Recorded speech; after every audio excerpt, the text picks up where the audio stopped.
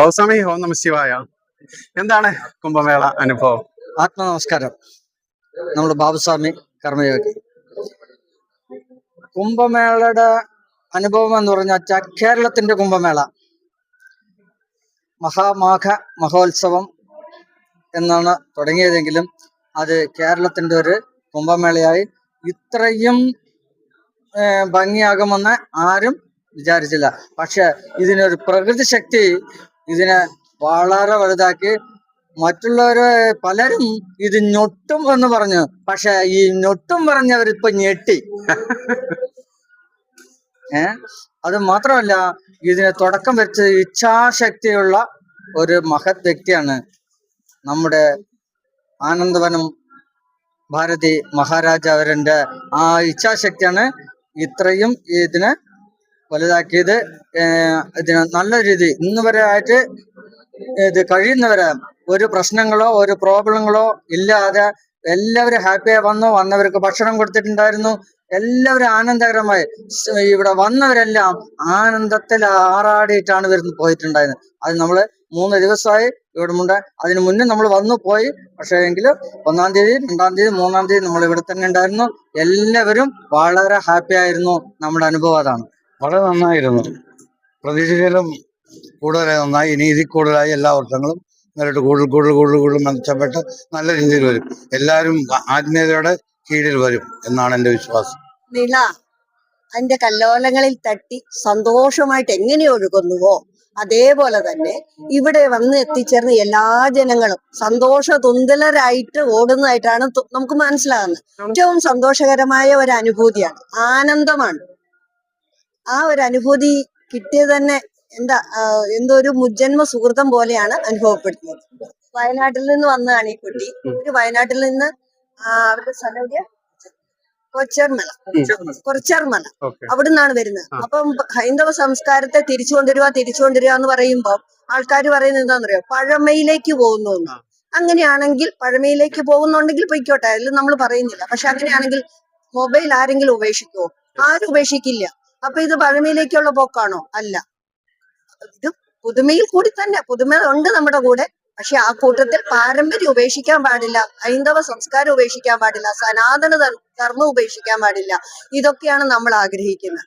അതിനൊരു തുടക്കമാണ് ആനന്ദവനസ്വാമിയിലൂടെ നമ്മൾ കണ്ടെത്തിയത്. വെറും 50,000 പേരോളം മാത്രമെങ്കിലും വന്നാൽ മതിയായിരുന്നു എന്ന് ചിന്തിച്ച സ്ഥലത്ത് ഇപ്പൊ 50 ആണോ 50 ലക്ഷമാണോ അതോ ഇനി അതിന് മേലെ പോയോ എന്നുള്ള ഒരു സംശയത്തിലാണ് നിൽക്കുന്നത്. നമ്മള് ഒരു രൂപരേഖയൊക്കെ ഉണ്ടാക്കിയായിരുന്നു. ഓരോ ദിവസവും എങ്ങനെ വേണോ എന്നുള്ള രൂപരേഖയൊക്കെ ഉണ്ട്. പക്ഷെ ആ രൂപരേഖകളൊക്കെ ഇപ്പൊ മടക്കി വെച്ചുകൊണ്ട് നിയതി വരച്ച രൂപരേഖയിൽ കൂടിയാണ് ഇപ്പോ ഈ ഓരോ ദിവസവും പോയിക്കൊണ്ടിരിക്കുന്നത്. ഇത്രേ എനിക്ക് പറയാനുള്ളൂ. സന്തോഷത്തിന്റെ വാക്കുകളാണ്. ഇപ്പൊ ഈ പ്രായത്തിലുള്ള കുട്ടികള് പല രീതിയിലാണ് അവർ നടക്കുന്നത്. അത് അവര് കുളിക്കാതെയോ ജപിക്കാതെയോ ഒന്നും നടക്കുന്നതുകൊണ്ടല്ല, അത് അവരുടെ സാധനയാണ്. അവരുടെ ഈ മുടി കാണുമ്പോ കുറ്റം പറയുന്നവരുണ്ട്. ഇത് സാധനാക്രമത്തിൽ കൂടി അവർക്ക് ഇതായിട്ട് കിട്ടിയിരിക്കുന്ന, അല്ലാതെ വെച്ചു പിടിപ്പിച്ച മുടിയല്ല. അതുകൊണ്ട് തന്നെ ഈ കുഞ്ഞ് വെളിയിൽ ഇറങ്ങുമ്പോ എന്താണെന്നറിയാവോ, അതൊരു വിഷയമാണ്. കുറ്റം പറയാണ്. ബാബുസ്വാമി എന്തെല്ലാം കേട്ടു. ബാബുസ്വാമിയുടെ ഒരു ഫ്രണ്ട് നാഗസൈരന്ദ്രി, എനിക്കറിയാം, കുറെ വർഷങ്ങളായിട്ട് എനിക്കറിയാവുന്ന ആളാ. ആ കുട്ടിയെ കുറിച്ച് എന്തെല്ലാം പറയുന്നുണ്ടെന്നറിയാമോ? അതേപോലെ തന്നെ നമ്മുടെ ചണ്ടാള ബാബയെ കുറിച്ച് പറയുന്നുണ്ട്. പിന്നെ വേറെ ഞങ്ങളും അനുഭവിക്കുന്നുണ്ട്. ഈ സന്യാസിയുടെ മൂലവും പൂർവാശ്രമവും നദിയുടെ ഉത്ഭവം ഒന്നും പറയരുതെന്നൊക്കെ പറയുന്നവർ തന്നെ ഞങ്ങളോട് ആദ്യം ചോദിക്കുന്നത് നിങ്ങൾ എവിടെയായിരുന്നു, എന്തായിരുന്നു എന്നൊക്കെയുള്ള ചോദ്യങ്ങളാണ്. ആ ചോദ്യങ്ങൾക്കൊന്നും ഞങ്ങൾക്ക് മറുപടി എന്തായാലും ഇപ്പൊ പറയുന്നില്ല. ഇതൊക്കെ ഒരു മാറ്റം വന്നിട്ട് സനാതന ധർമ്മത്തിലൂടെ, ഹൈന്ദവ ധർമ്മത്തിലൂടെ ചരിക്കാനുള്ള ഒരു വേദി തുടക്കം. ഓം നമോ നാരായണ. സ്വാമിയമ്മ, എങ്ങനെയുണ്ടായിരുന്നു കുംഭമേള? കുംഭമേള നല്ല സന്തോഷമുള്ള ഒരു ദിനങ്ങളായിരുന്നു. അതുപോലെ തന്നെ സന്യാസിമാരും മറ്റുള്ള ശ്രേഷ്ഠന്മാരും ജനങ്ങളും ഒക്കെ ഒരുപാട് സന്തോഷത്തിൽ ആറാടിക്കുകയാണ്. അത് സന്തോഷകരമായ ഒരു ജീവിതം എല്ലാവർക്കും കിട്ടുന്നു, സന്തോഷിക്കുന്നു. സ്വാമി, എങ്ങനെയുണ്ടായിരുന്നു സ്വാമി നമ്മുടെ കുംഭമേള അനുഭവങ്ങളൊക്കെ? ധീരമായിട്ടുണ്ട്. മാഘമഹോത്സവത്തിന്റെ അവസാന മിനിറ്റ് പണി അണിയറയിൽ നടന്നുകൊണ്ടിരിക്കുന്നു. ഇത്ര ഗംഭീരമായ ഒരു പരിപാടി ഗംഗാരതിക്ക് ശേഷമൊക്കെ നമ്മളെ കൈകൊണ്ടും ആരതിയും ദീപവും ഒക്കെ ചെയ്യാൻ നിളാമാതാവിന് ചെയ്യാൻ ജനങ്ങൾക്ക് ചെയ്യാൻ സാധിച്ചു. മഹാദേവന്റെ അനുഗ്രഹവും സന്തോഷവാനാണ്. വളരെ ദിവസമായി ഇവിടെ ഈ ജനവിധത്തിലുള്ള അങ്ങനെ സുഖവും. നമസ്കാരം. I am coming from Tamil Nadu, Rameswaram. Yes. 18 to 3 வரை நடந்த கும்பமேளா மிகவும் சூப்பர். குரு பிரகா, குரு விஷ்ணு, குரு தேவ, குரு மகேஸ்வர, குரு சாஷாத் பரபிரம்ம தஸ்மிஷ்டி குருவே நமக. மும்மூர்த்திகள் தலம் திருநெல்வாயா. Daily 3 lakhs peoples bathing and see God. All of you very fine. Okay. All settings fine. Bridge fine. Police department work line queue எல்லாம் super. Seva Bharati Seva Bharati. All of you thanks. எல்லாருக்கும் താങ്ക് യു. ഓം നമ ശിവായ. സ്വാമി ഓം നമ ശിവായ. എങ്ങനെയാണ് സ്വാമി കുംഭമേള അനുഭവം പറയുകയാണെങ്കിൽ? കുംഭമേളയുടെ അനുഭവം എന്ന് പറയുന്നത് ലോകത്ത് ഒരിടത്തും ഇല്ലാത്ത ഒരു സംസ്കാരമാണ് ഭാരതത്തിലുള്ളത്. ആരെയാണ് അടിമയാക്കുന്ന ഒരു സംസ്കാരമല്ല ഭാരത സനാതന ധർമ്മ സംസ്കാരം.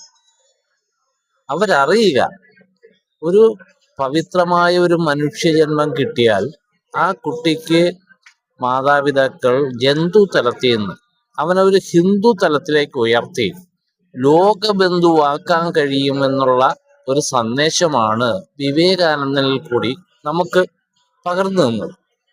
അപ്പൊ ആത്മവിശ്വാസം പകർന്നു കൊടുക്കുക, ഇച്ഛാശക്തി വളർത്തുക, ജ്ഞാനശക്തി വളർത്തുക, ഏത് പ്രതിസന്ധിയിലും തളരാതെ നിൽക്കാനുള്ള ഒരു മാനസിക, ശാരീരിക, ബൗദ്ധിക, ആത്മീയ ഊർജം അവനവനിലുണ്ടെന്ന് കാണിച്ചു കൊടുക്കുന്നതാണ് ഈ ഭാരത സനാതനം.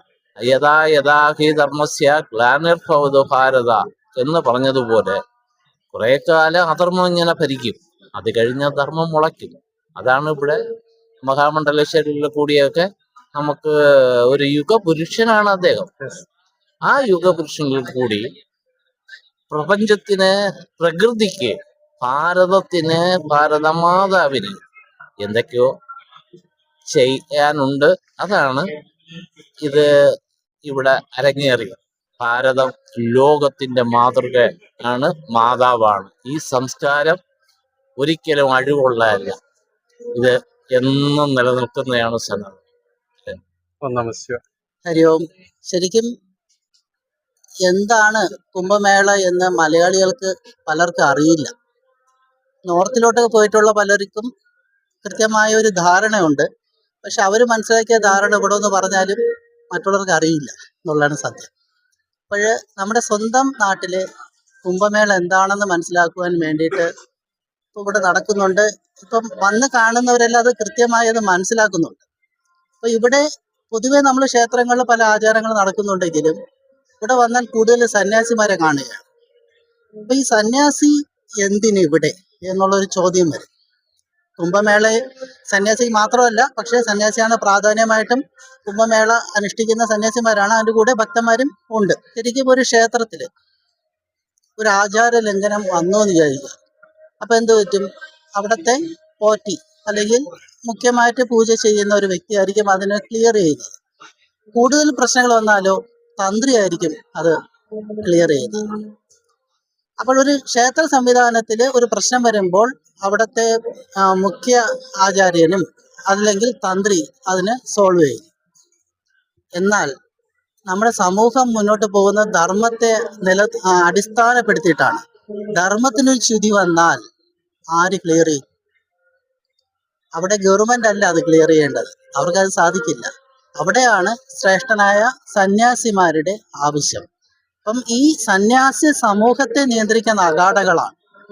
അവരും അവരുടെ പ്രവർത്തനങ്ങളും എല്ലാം കുംഭമേളയായിട്ട് വളരെ കണക്ട് ചെയ്ത് കിടക്കുന്ന സംഭവമാണ്.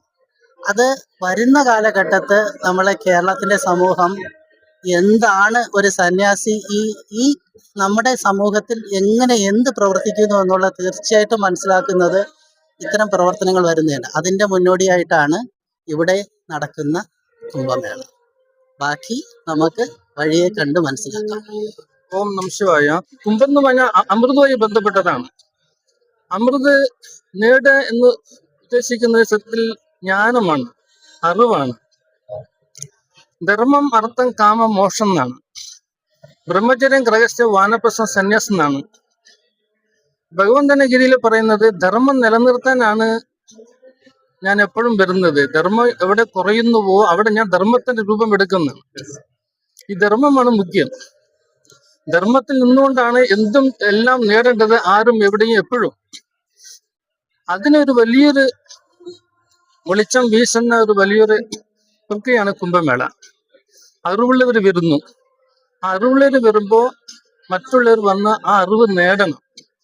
സ്നാനം ഒരു ശുദ്ധീകരണമാണ്, ബാഹ്യശുദ്ധിയാണ്. അതേപോലെ തന്നെ ആന്തരിക ശുദ്ധിക്ക് അറിവാണ് ആവശ്യം. ഈ അറിവ് എല്ലാവരും നേടണം. അത് കുംഭമേളകള് അതിനുപകരിക്കും. കുംഭമേളകളിൽ ആദ്യം പറയുന്നത് സ്നാനമാണ്, ഭാഗ്യശുദ്ധിയാണ്. പിന്നീട് വൈകിട്ട് ആരതിയാണ്, അത് പ്രകാശമാണ്, ആത്മശുദ്ധിയാണ്. അത് ഉള്ളിലെ പ്രകാശം, അറിവ് പ്രകാശിക്കട്ടെ, അതിനെല്ലാവർക്കും അതിന് കഴിയട്ടെ. ഇതേപോലെ പോലെ മംഗളമായ ധർമ്മം നിലത്തുന്ന മംഗളമായ കാര്യങ്ങൾ ലോകത്ത് എവിടെയും എപ്പോഴും നടക്കട്ടെ. അടുത്ത മേളകളിൽ ഇന്ന് വരാൻ കഴിയാത്തവര് തീർച്ചയായിട്ടും അടുത്ത ഈ മേളകൾ പങ്കുകൊണ്ട് ആ ഭാഗ്യശുദ്ധിയും ആന്തരിക ശുദ്ധിയും നേടാൻ എല്ലാവർക്കും കഴിയാൻ വേണ്ടി ഈശ്വരനെ പ്രാർത്ഥിച്ചുകൊണ്ട് ഓം നമഃ ശിവായ. നമുക്ക് സന്തോഷമുണ്ട്. കാരണം വേറൊന്നുമല്ല, ഈ കേരളത്തിൽ ആൾക്കാർ ഭക്തി കുറവായിരുന്നു. ഇപ്പം ഭക്തി ഉണ്ടോ ഇല്ല, ഇങ്ങനെ ഒരു സംരംഭം വന്നപ്പോൾ കേരളത്തിൽ ഒന്നടങ്കം ജനങ്ങൾ കാണണമെന്നും എന്താണ് അറിയണമെന്നുള്ളൊരു സാമാന്യ ബോധം ഉണ്ടായി. അതിലൂടെ അല്പമെങ്കിലും അവർക്ക് ഈശ്വരനിലൊരു വിശ്വാസം വന്നു. നമ്മുടെ സമൂഹത്തിന് ഏറ്റവും നല്ലതാണ്. എന്നിട്ട് നമ്മൾ ഭക്തി എന്ന് പറഞ്ഞില്ല, പകുതി ഈശ്വരൻ പകുതി മനുഷ്യൻ. ആ ഒരു നിലയ്ക്ക് എല്ലാവരും ഇതുപോലുള്ള സംരംഭം കേരളത്തിലെ പല ഭാഗത്തും കൂട്ടായ്മയോടെ നിന്ന് ചെയ്ത് ഇത് നന്മ തിന്മ തിരിച്ചറിഞ്ഞ് സഹകരിച്ച് പോകണമെന്നാണ് നമ്മുടെ പ്രാർത്ഥന. ആൾക്കാർക്ക് ഒരു മാറ്റത്തിന് ഇതൊരു തുടക്കമാവട്ടെ, തുടക്കം നല്ലൊരു ശുഭ ആവട്ടെ എന്നാണ് നമ്മുടെ പ്രാർത്ഥന.